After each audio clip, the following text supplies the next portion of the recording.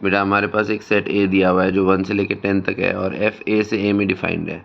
F of के बोला है कि k+1 होगा अगर के ऑड है और अगर के इवन है तो के होगा। तो हमें number of possible function g बताने defined from A to A such that g of f equal to f होना चाहिए। ओके बेटा, तो अब देखो यहाँ पे अगर हम एफ एक्स की बात करें तो एफ एक्स तो एक्स के इक्वल आएगा अगर एक्स इवन है। अगर एक्स क्या है? इवन। अगर एक्स इवन है तो एफ एक्स एक्स के इक्वल आएगा। और अगर एक्स ऑड है, अगर एक्स ऑड है तो उस केस में एफ एक्स जो है वो x+1 के इक्वल होगा। उस केस में एफ एक्स x+1 के इक्वल होगा if x is odd in that case. Okay, तो अगर जी की बात करें तो हमें क्या बोला है कि गॉफ और एफ दोनों सेम होना चाहिए। हमें क्या बोला है? गॉफ और एफ दोनों सेम होना चाहिए। तो अगर इवन वाला केस है तो उस केस में एफ एक्स एक्स है तो मतलब जी एक्स इक्वल टू एक्स ही हो जाएगा। और अगर ऑड वाला केस है तो उस केस में एफ एक्स x+1 है तो जी ऑफ x+1 के इक्वल होगा। तो कहने का मतलब है यहाँ पे अगर हम एक्स ऑड भी डालें तो इसका इनपुट तो इवन ही बन रहा है, ठीक है। और इवन के केस में जो नंबर है वही आ जाता है और इधर एक्स इवन है तो इवन पे इवन ही आ रहा है।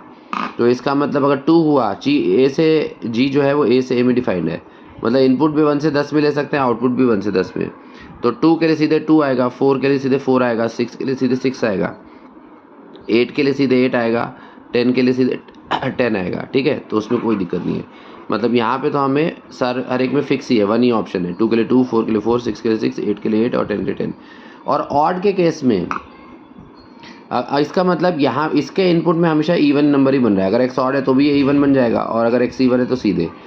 तो इसका मतलब अगर जी के इनपुट में ऑड आता है तो उस केस में हम कोई भी आउटपुट ए में से सिलेक्ट कर सकते हैं, ठीक है ना।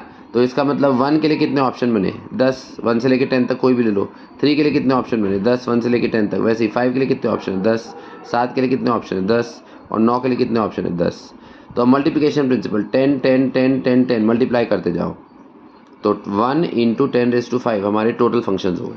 और 1 तो इवन के कॉरेस्पॉन्डिंग, जैसे 2 के लिए 2 फिक्स है, 4 के लिए 4 फिक्स है, 6 के लिए 6, 8 के लिए 8, 10 के लिए 10, तो इसलिए वो 1 लिखा। और ऑड के केस में अपने पास कोई कंडीशन ही नहीं है, मतलब 1 के लिए हम 1 से 10 में कुछ भी ले सकते हैं तो 10 ऑप्शन। 3 के लिए भी 1 से 10 में कुछ भी ले सकते हैं, 5 के लिए भी 1 से 10 में। तो इसमें हर नंबर के लिए 10 10 10 आया तो 10⁵, मतलब ये हमारे टोटल फंक्शंस बेटा हो जाएंगे। ओके।